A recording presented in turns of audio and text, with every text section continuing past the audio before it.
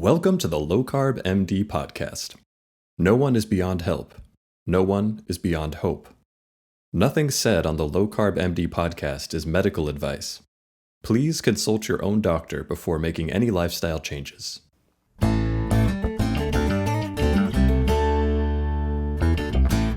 Yeah, good. Welcome to the Low Carb MD podcast. This is going to be great. This is going to be amazing. I'm excited.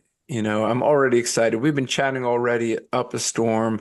We have the author, the doctor, the entrepreneur, the fertility expert, the keto carnivore, the guy who's up while you guys are all sleeping because, he's working his second shift by the time you're up.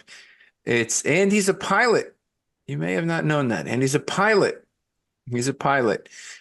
We have the great Robert Kiltz, who I've had the pleasure of meeting several times now. If you've been living under a rock, he's written books on carnivore. He's written books on fertility.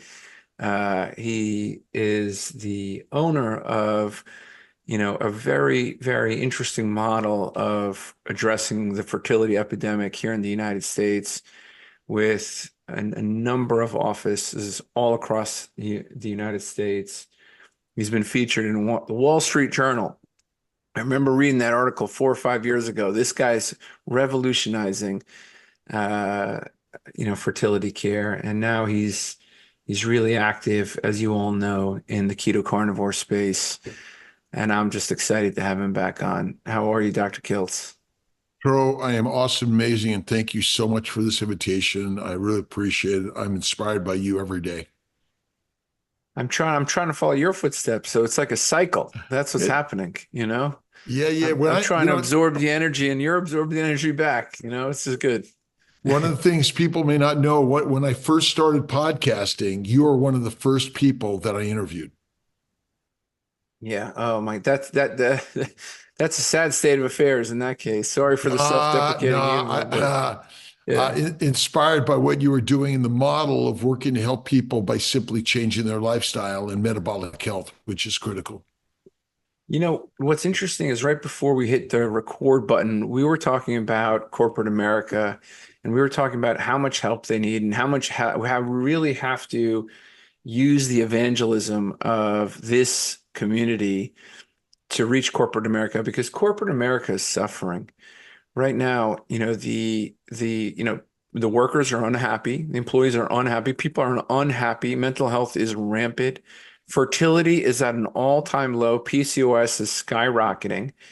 The rates of obesity, diabetes are through the roof. I mean, you see this every day in your clinics, and corporate America, they can't afford fertility, they can't afford good diabetes care. They're going bankrupt from injection hormone drugs. So what are we going to do? Tell us about the problem first, and then what we're going to do. Well, based on what you just said, our company was at risk of bankruptcy because of healthcare costs. We were just keep on paying, and we had to make a major shift and change to how we were providing health insurance for our employees. So I know many people go without health insurance. Many companies are really suffering because of the high cost of care. And so, I found myself in the keto carnivore world now for the past 20 years, and I've never seen anything better for myself and others. But you're right. Obesity as a sign of metabolic and inflammatory diseases. Infertility is on the rise. And you mentioned polycystic ovarian syndrome. So many young people are suffering menstrual irregularities, endometriosis, all the inflammation of the reproductive organs on women. And depression, anxiety, and cardiac disease and diabetes is all on the rise.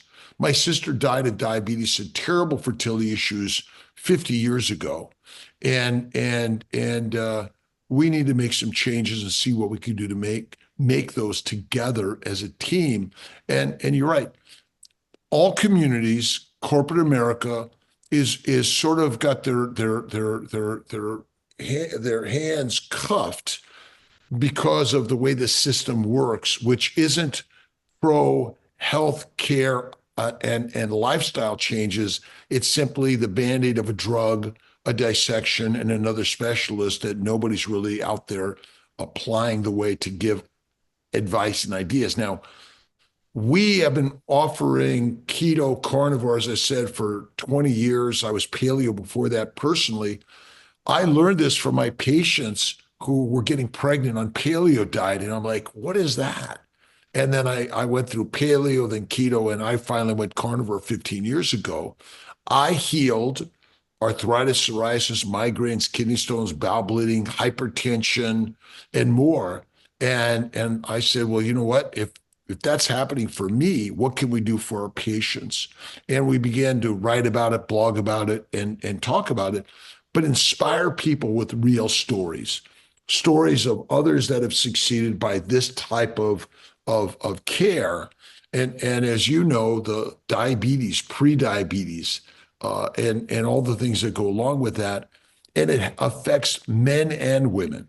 Sperm counts are dropping, morphology is dropping, libido is dropping, erectile dysfunction is dropping, and people are simply going out for a drug or some other surgical procedure to fix that, when miraculously people change their dietary habits and we can heal you.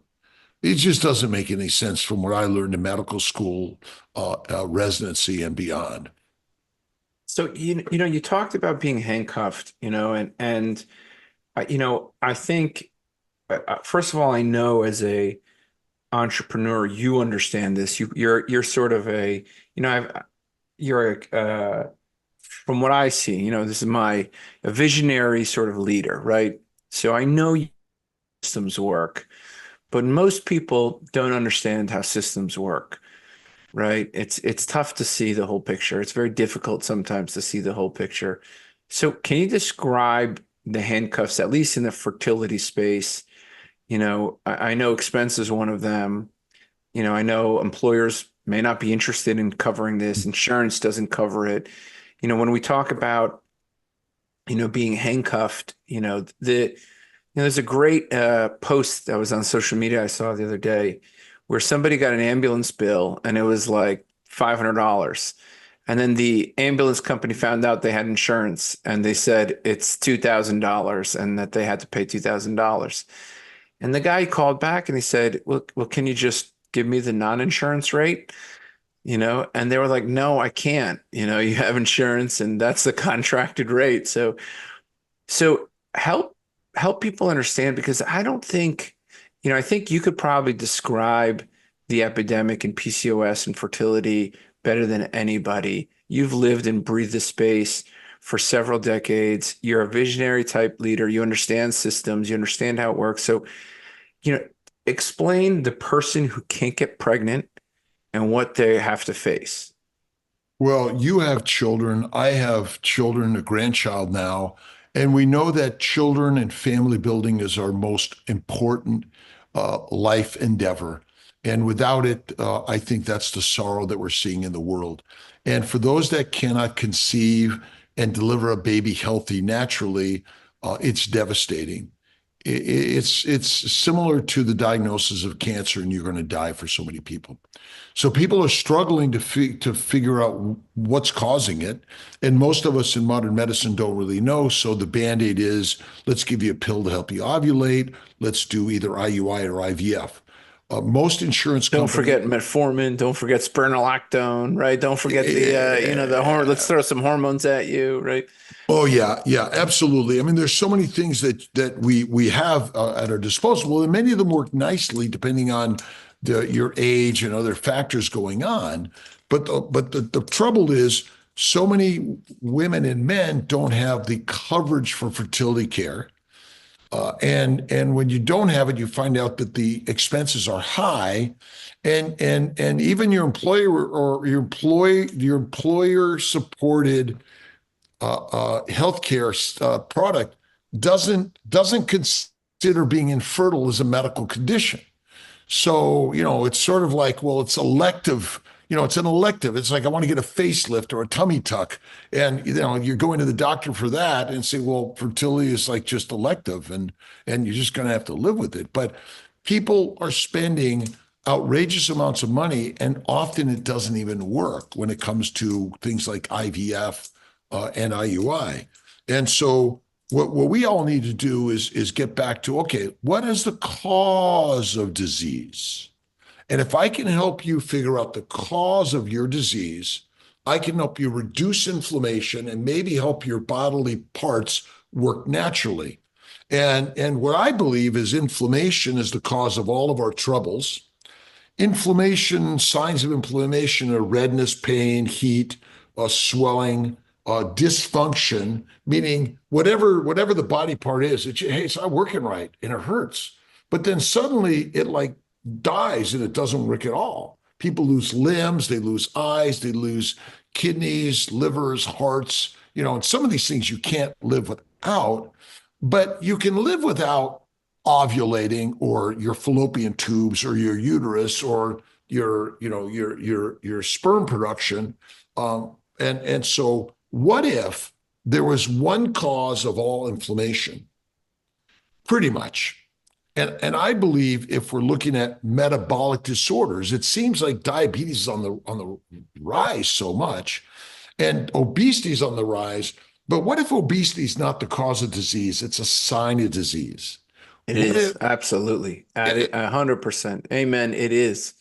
Yeah, and I tell people being obese isn't the cause of any disease. It's a sign. We mostly are getting fat and inflamed and damaged and diseased on a plant protein, low animal fat diet. Like, I could leave you with that. A low animal fat diet is deadly for humans, and a high plant-based diet is not good for us, especially if it's raw. And if you focus on eating fatty meat, and if you cook your plants well, you will significantly improve your health. And by eating 1 or 2 times a day, not 5 to 6 times a day. And one of the things that kind of has bothered me the most, my sister Marianne died at 52 of heart failure. She was blessed to have 2 children, but almost died from one of them, and heart failure. And she had diabetes. That's so tragic. No, thank you. Thank you. She had diabetes since age 4, and the American Diabetic Association pretty much recommends a plant-based low animal fat diet, 3 to 6 meals a day, and all you need to do is treat yourself with insulin, you'll be fine. I'm getting so angry right now. You're triggering me, Dr. Kiltz. You're triggering me, and I'll tell you why. I lived a life of obesity. I lived a life of diabetes. I saw it in my family. Everybody's gotten a heart attack. Everybody's had disease. Too many people have died young. And when I look at, I have to take a second and pause and just say, rest in peace, Richard Bernstein, who passed away yesterday. One of the biggest pioneers and really evangelists in the type 1 space. But what happened to your sister is unbelievably tragic and unacceptable. And I think, I look back at, I think of 2 things, right? So the system is kind of, it doesn't value fertility care. It doesn't value treating PCOS, doesn't value treating obesity and diabetes, doesn't value actually addressing these things from a root cause perspective, right? Doesn't value it. I want to ask you, do you, I've long thought to myself, and I'm sure you've seen a ton of, soon to be mothers who want to be healthy. I've seen soon to be, people in my clinic who will go on to lose weight. And I have asked every single one of them what their ideal vision of a healthy plate looks like. And you want to know what they say? Uniformly, 100% say majority meat, fish, chicken, eggs, Greek yogurt, and a little bit of greens, a little bit of cooked vegetables, a little bit of salad, maybe, right? That is, so what got me inspired to invite you on here is just to think about, well, one, to ask you, is it the same thing in your clinic, or do you see a different population? And then 2, if we all know what to eat, what is the epidemic behind the epidemic? So I'm going to throw those 2 at you. So I was watching The Crown on Netflix. I don't know if you know about The Crown, which is a Netflix series about the king and queen of England and their evolutionary history.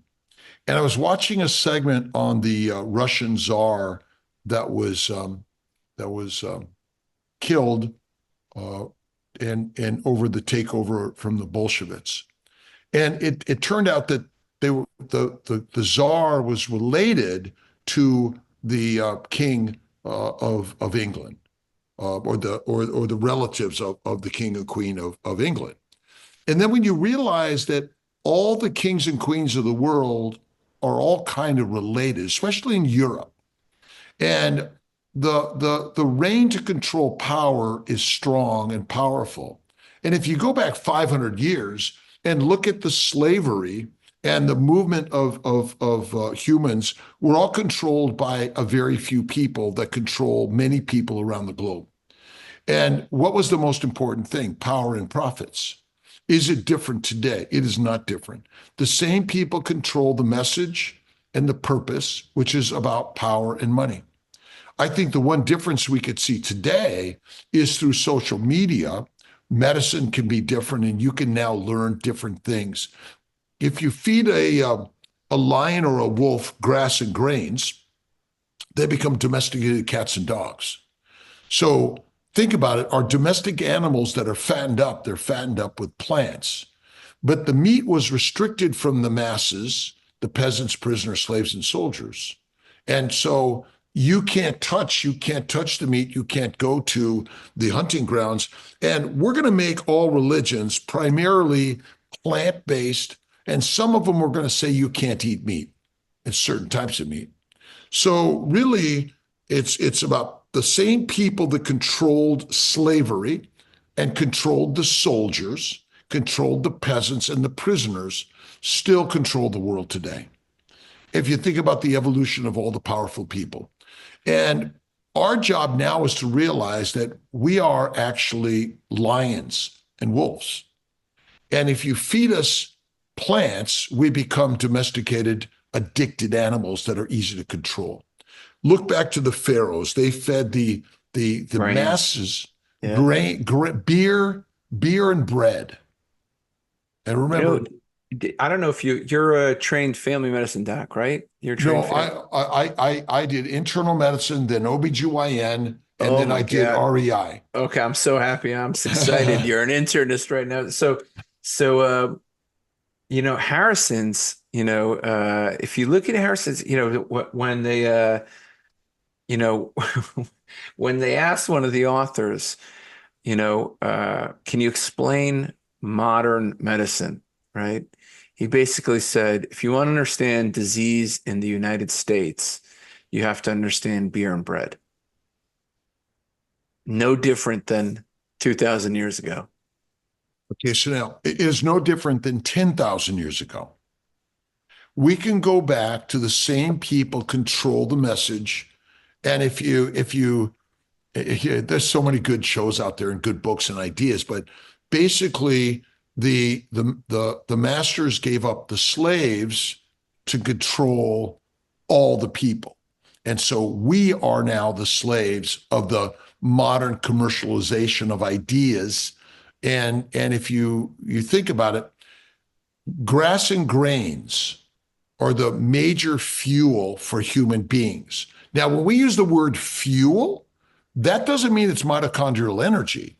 It means it's the food we've been eating that's helped us thrive and survive.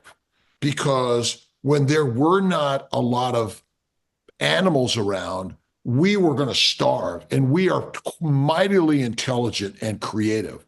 And we figured out how to properly sow the seeds, change the DNA. We figured out how to properly allow certain plants to reproduce and other ones not. And then we figured out how to grind them, soak them, ferment them, cook them, and do all sorts of other things to make them edible for you and I. And so ultimately, culturally, we all thrive on this. And we've been sick for thousands of years, not just the last 100 years, but we're getting sicker today than ever before, but we're smart now. We're smart because we're observing something of a trend. If I eat bread and pasta and pizza, which I love, I'm Italian in my culture, and I'm going to throw in some alcohol, and I'm going to throw in some greens, and maybe we'll have a little bit of meat thrown in with our pasta and our other foods. We were still eating a low-fat diet for a long time.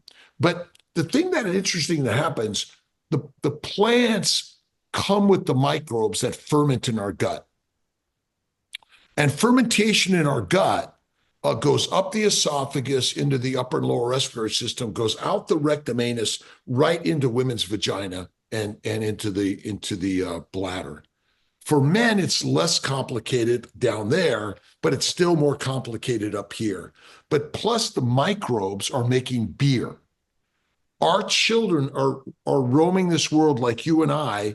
If we're eating a plant protein, low fat diet, we're making alcohol in our belly. So we're already a little brain fogged. We're already a little tipsy, but we don't even know that because very few people have gone without eating at least one meal, if not 5 to 6 plant protein-based meals a day. Now, remember, the plants make heroin, cocaine, marijuana, nicotine, and cyanide, don't they? So not only don't forget arsenic. They hold the plant-based foods have the most cadmium, lead, arsenic and everything. Right, yeah. Right. But and they also have opium and all these sort of things. So again, why does a baby want to suckle that breast? Because it contains these morphine-like substances that make it want more and feel good. That's the nature of everything, by the way. You can't get away from it completely. But the last I looked, a ribeye steak doesn't contain the lectins, oxalates, phytates. It doesn't contain the chemicals, and it doesn't contain the foreign plant sugars that aid to glycation, fermentation, and feeding the microbes to proliferate. And then they get through the gut. They cause damage, disease to every cell of our body. And that's the basic, simple story. Can I tell you a story that backs it up? I had a patient just recently, this past week, wonderful lady, wife of a pastor, and just a wonderful gal. And she had diabetes was tough to manage. Even on a low carb carnivore diet, her average blood sugars 130, 140, pretty flat line on the CGM. Triglycerides 200, triglycerides 200. Are you showing us that CGM? Yeah, perfect. 77, no, 55. Yeah. Earlier today. Yeah. So her CRP is elevated, trig's elevated. You know what I said? I said, let's do 2 48-hour fasts. Let's do the labs again. After the 48-hour fast, you'll eat one day. We'll do another 48-hour fast, see what happens. For weeks, she's been eating well, but maybe eating like 2 meals a day or a couple snacks here and there. And those trigs came down from 200 stubbornly down to 100. Her insulin level came down from 70 to 19. With 2 fasts. And gosh, all I could think of was, wow, some of our bowels just need to rest. Need to rest. I am on microbiome needs to rest. I am on a 5-day fast right now. I'm 2 days in. The last time I did a 5 and 7-day fast, my average glucose was 50, and I felt fantastic. I did my exercise. And so I want to remind everyone, glucose is for glycosylation, not for ATP production. It must be converted to fat in the liver via insulin. My theory is insulin resistance is simply liver damage. As your liver function drops, the ability to convert amino acids and sugar fast enough via insulin slows down. So sugar levels rise, insulin levels rise. And if you're eating 3 to 6 meals a day, your gut is never empty, ever. The day you're born to the day you die, you got digesting food in your stomach. Remember, where does it go? Hepatic portal system directly to the liver. Insulin goes from the pancreas directly to the liver. The liver's job is mostly to make fat, and insulin's job is to convert amino acids and sugars to fat. Because if you can't do that, you're dead. And so fasting, again, I do typically one meal a day. I do a 2 to 3 day fast every month and a 5 to 7 day fast quarterly. And it's one of the best things. Again, I'm 69 plus, and this is food freedom, food freedom. And you realize the fat on your body is critical for survival. Obesity causes no disease, zero.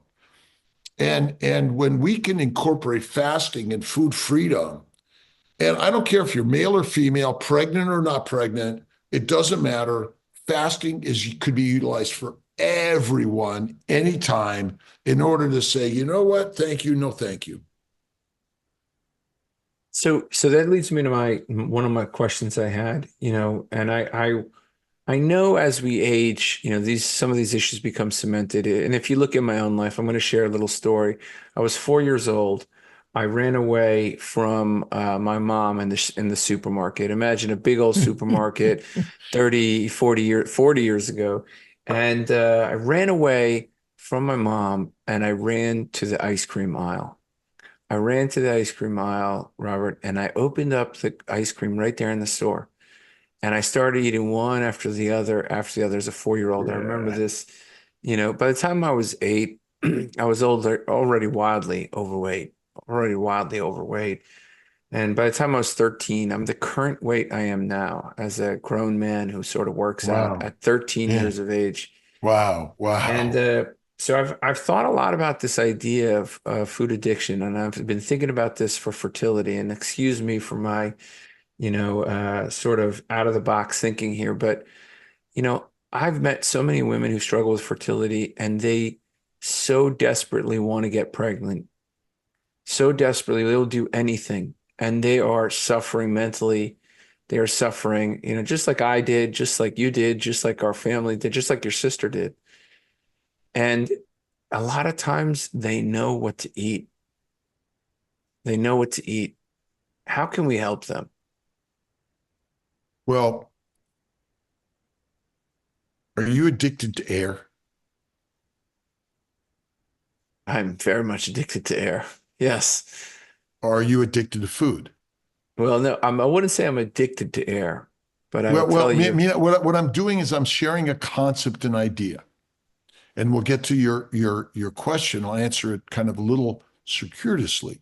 But if you're out in the wilderness and there's food in front of you, and you just have a couple of bites and wait till tomorrow, you're dead, because there's no more food tomorrow. So our brain is trained to consume as much as we can, because there's only one place for food. It's on your breast and your butt. It must be converted to fat and stored as fat, everything, because we don't burn sugar. And ultimately, you were just seeking out your nature as a survivalist. You probably were an ancient hunter. You left your mom and you came back with a rabbit or something, or a snake, and your gopher, a squirrel, and your mom was like, "What?" Or good boy. Now, if there was a fruit tree, and you saw it, you smelt it in some way or something, and it was ripe, your job was to eat as much as you can so you could survive. All right. Your brain doesn't know anything about today different than yesterday, 10,000 years ago. So when there is food around, the survivalists survive and they get fat. All right. And so the problem is we have overabundance of food. And I mean, when was ice cream, out there, or chips and pizza and pasta and bread and beer and sodas and juices? Never existed. And so if we can simply shift, remember, most people are told that red meat is bad for you and fat is bad for you. So we need to repurpose a story and tell people the truth. And I think that many women know the truth, but the brain has been so brainwashed that, I can't eat that. I have women who say to me, Dr. Kiltz, I just can't eat red meat. I'm saying, okay, but you're asking me what you could do to get pregnant and have a baby. And I say, well, eat fat, eat butter, and things like that. So there No, are can I just say something? That is supported by the literature today. There is tons of data, and you've been saying this for 2 decades, but there have been several studies in the past 5 years showing that keto and carnivore diets improve the testosterone, improve the FSH and LH, improve the cysts in PCOS. There is data now, unquestionable data that a low carb keto carnivore real food diet is the fertility diet in PCOS. And it's unquestionable. But this is I'm going to share another little story. I was a chief resident, and I would say, yeah, I suffer from a little arrogance, and I'm much more worse, 10 years ago than now. But I was the chief resident in internal medicine. I scored above the 90th percentile on my board exam. I got a lot to learn. I'm still learning. But I was this pompous guy 10 years ago at 350 pounds, right? And you know what? One day I found myself eating it was maybe like, 10 years ago, I was eating my kids' leftovers. And I would have cut off my pinky, Doc, and I would have given it to the gods of weight loss if I would just live a healthy life at that point. After 3 decades of just seeing my family suffer, myself suffer, I was 350 pounds. I would have done anything, but I ate my kids' leftovers. And you know what I told myself? We shouldn't waste food. That's what I told myself. And I believed it. You know what else I told myself? I told myself, Doc, I said, I've been really good. I've been eating, really good. I deserve a little bit. Right. And you know what else I told myself? I said, Doc, I've been off plan. I haven't been really eating right. Let me just finish out this weekend. I'll get through the holidays. I'll start again on Monday. Start again on Monday. I would have cut off my pinky Mhm. to be skinny. I would have cut it off. If you told me right then and there, if you came to me and said, you cut off your pinky right now, you'll be happy and healthy for the rest of your life and you won't need to do anything else, I would have done it. I would have done it. So I think most of the women I see that suffer with fertility, they need a little bit more help. They need help to open their eyes to see, not only do you have to Huge. know what to eat, but you got to know what you've been dealing with for 30, 40 years.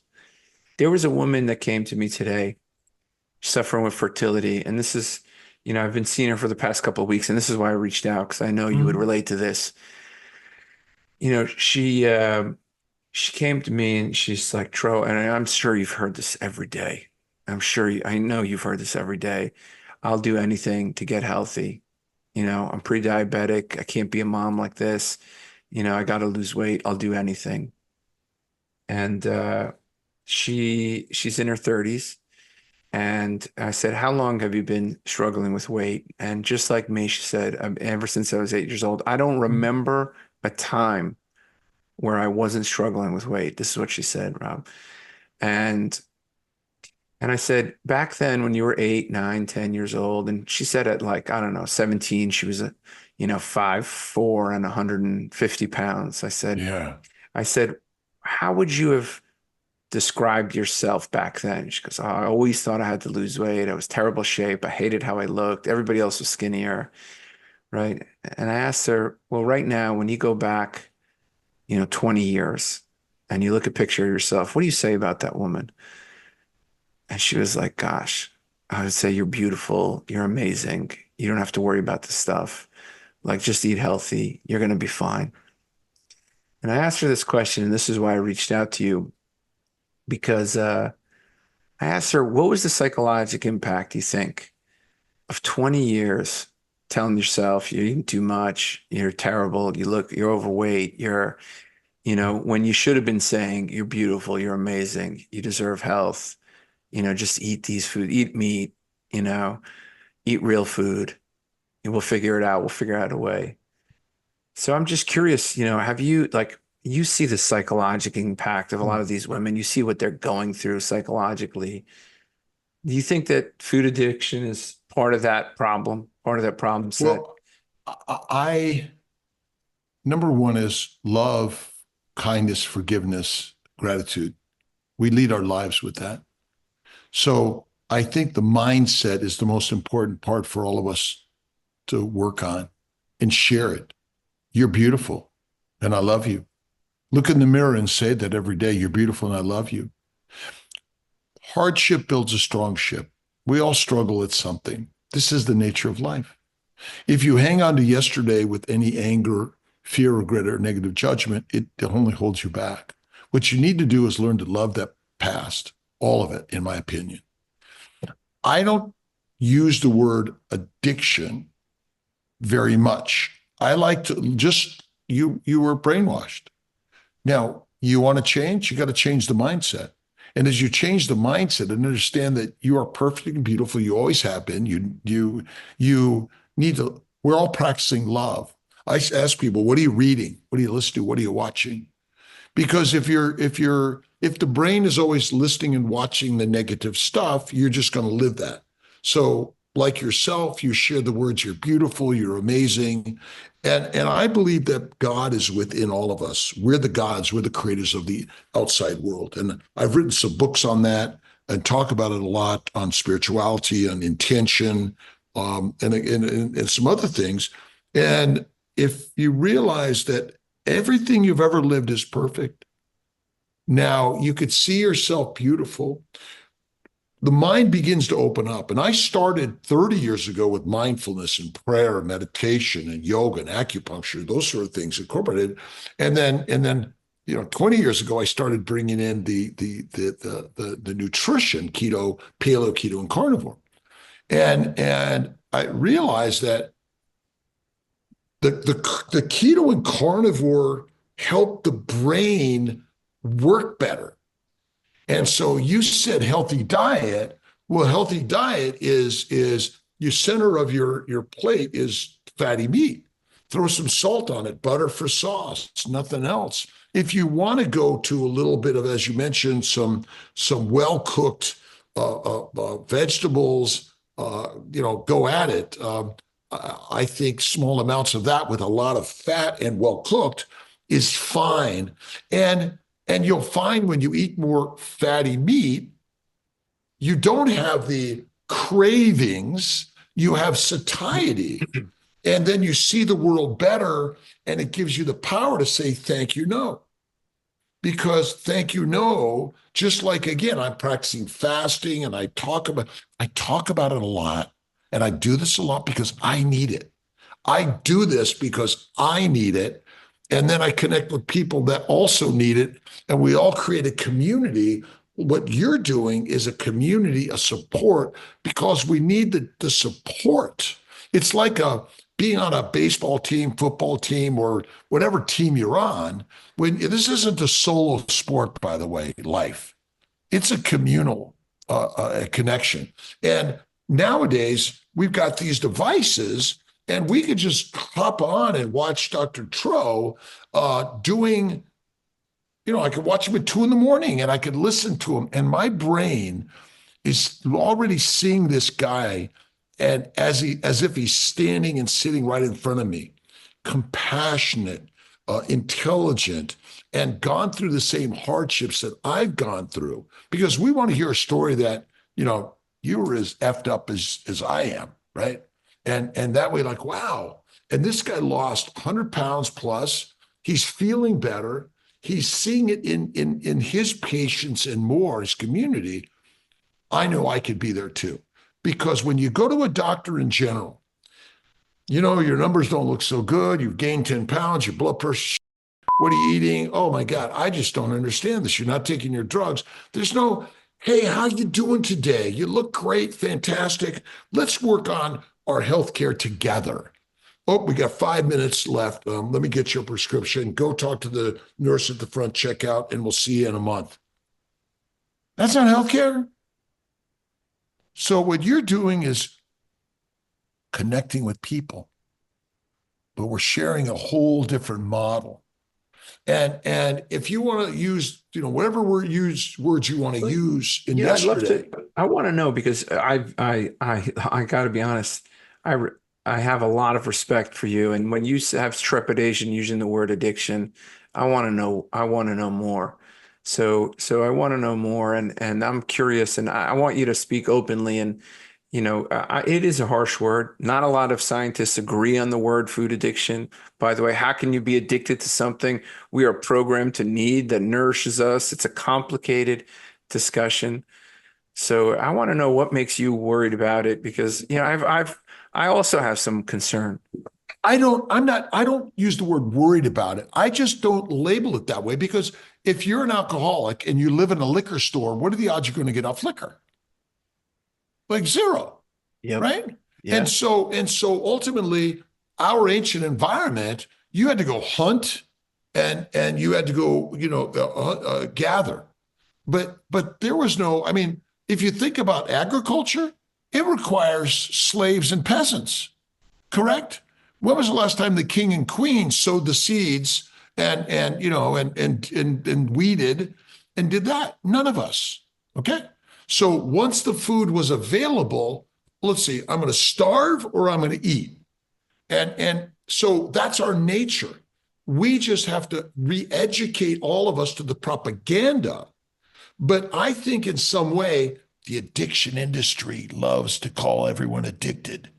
Generalized addiction, right? And there's so much, and I know docs and practitioners in the addiction world, they're handing out marijuana and pain meds, anti-anxiety drugs, depression drugs.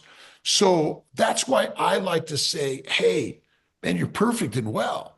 There's nothing wrong with you. Your overuse of that product is natural and normal for survival because that's how the brain works. So when you learn how the brain works, you'll be like, and you're in a group that's going to help each other. So I think I like to use positive ideas and words. I like to say you're beautiful and amazing. When I say, hey, you're an addict or I'm an addict, is that a positive word or generally a negative word? It's funny. It's funny you say that. A lot of the ways I frame it is exactly how you frame it. I say, if your kid didn't want to eat everything in front of him, would you be worried? Yeah, you'd be worried. You'd be thinking he's sick. If that kid is not looking to eat, something's wrong, right? Something's wrong. So I know what you're saying. It's completely normal. It's complete, the king grizzly bear, is he food addicted? Absolutely he's food addicted, right? And it's a survival trait. It's a sign of health, right? It's not necessarily a bad thing. Let's look at a bear for a moment, or even polar bears. Will they hunt for whatever food they can get in order to survive? Pretty much, yeah. Or would you call them addicted to the food that they're not supposed to eat? I think the environment protects them, and our environment harms us. Well, it harms bears also. But Yeah, remember, the environment of bears and all sorts of carnivores isn't the same as it used to be. We've killed or limited the major herbivores to very small parts of the land. Most of yeah. the herbivores that are on the land are now domesticated animals. The wilds are gone. So our brain is in tune with the world. And we're going to do everything we can to get fat because we become hyperphagic when there's sweet things around. Remember, when were sweet Yep. things around in our environment? The late summer, the fall, so we could get fat for hibernation, migration, gestation, nesting, and famines and wars. So, I mean, you do not want a skinny butt. You want a fat butt for fertility because that's reproduction. And another thing is, remember, we're all postponing reproduction for some magic, got everything we need. Well, no other animal does that. And they're simply Isn't going that out there. crazy? Isn't that Yeah. crazy? I find that, like everybody's like, I was having a dinner discussion with some friends and, I was saying my son's 13 and I was like, hopefully I'll be a granddad in 10 years. And they were shocked that I said that. Rob, what do you think about that? Would you be shocked? I said, I hoped in 10 years I was a grandfather. Well, the most important part is reproduction. My daughter just had one child. I'm hoping she has 10. Yeah. And I just gave her a book that being home as a mom and breastfeeding is the most important job of the universe. Yeah. And there's nothing that, and I know so many women and couples that basically like, I'm now 45 and I've got my degree and I'm successful, but I don't have a family. And there are lots of things you could do. I just had a gal have her fifth baby with us at 63, healthy and amazing. She's a single mom. She works hard, takes care of those kids. She's quite amazing. And so I would say that it's if you think about it, why do we develop secondary sexual characteristics like the butt and breasts? Why do we start our menstrual periods? Why do guys and gals, it's all about, I want you, right? Because that's our nature. And we were in a small tribe, and we were lucky to get mated because the king was keeping us away, right? The alpha male. And he had their cohort of the harem, and we didn't. So we're in a different world today. But let's just take our world we're in today. What can you do individually to care for your mind and body, all as one, by the way, and help the mind and body work normally? And I think it's a keto carnivore lifestyle. I think it's one meal a day personally, and I think it's faith in God. Those are the things that I focus on in life. Gotta be honest, those are absolutely the same things. I think a bit of exercise also. I want to say movement, movement, maybe a little bit of sunlight. One of the things I've been paying attention to, gosh, much more than I was before, heavy metals, mold in the homes that we have. I met a pregnant lady with high lead levels. What a travesty, right? What a travesty. Mold in the home. What a travesty. Well, think right? about it. Mold, bacteria, yeast, and viruses are where? They're Moist, everywhere. dark places. Yeah. No, they're Yeah. everywhere. They're everywhere. Remember, the leading cause of contamination of a microbe is because we get into larger communities, and we're coalescing with foreign tribes, because we know that the bacteria and viruses were transported around the globe via the trades of the world, and the leading cause of most death was due to some bacteria, yeast, or virus. And so we're now realizing that, it's everywhere. What can you do to reduce the contamination? And we have to think about our homes, what we put in and on our bodies. Those are critical things for all of us. I'm imagining in your clinic, all this stuff is addressed. Head to toe. I think every person out there listening who's got a fertility issue, you got to examine everything, and you need a team like that, from Dr. Kiltz's team to really, get to the bottom of everything. 100%. Give us some words of wisdom. You met somebody like your daughter. They're struggling with fertility. Is 1, 2, and 3, what you just listed, sort of one meal a day, low carb, and mindset and faith, Yeah, and so I think, first of all, you must think as if, and it shall be that or better, and live your life every day with gratitude, kindness, and love and forgiveness. These are basically the golden rules of life. And we pass them down from generation to generation to generation because they work. And I think the faith part is critical. Again, whatever your religion or non-religion is, and find the connection between humanity and kindness, love, and generosity in yourself. I do believe that a paleo, keto, and carnivore are high fat diets, and fat comes from animals. Oils from plants are basically industrial, and the plants produce chemicals in the oils that might not be so good for us. So that's why I just stick with animal fat. Raw is better than cooked. And I believe that one meal, 1 or 2 snacks, and I like to do fasting. And I don't think we need exercise. We need be productive in life. The first thing I do when I wake up in the morning is I go through my prayers, I get on the floor, I do 100 push-ups, and I just start my day. I move forward. And I go to work every day. Someone said to me, I heard you're retiring. I said, like, you saw my obituary? What are you talking about? Kiltz is never retiring. His grandmother lived 104, parents 94, never felt better in his life. And my job in life is to keep going. CNY Fertility is growing around the globe. We're here to help people mostly with telehealth, but we're working on home monitoring and ideas that help you have a baby naturally. So I do about an hour of walking a day on a treadmill at an incline. I'm always listening to someone or talking or watching something. I do my weightlifting, medium weights, nothing too heavy. I just want to try to, I want to look as good as Dr. Tro. That's my really life goal.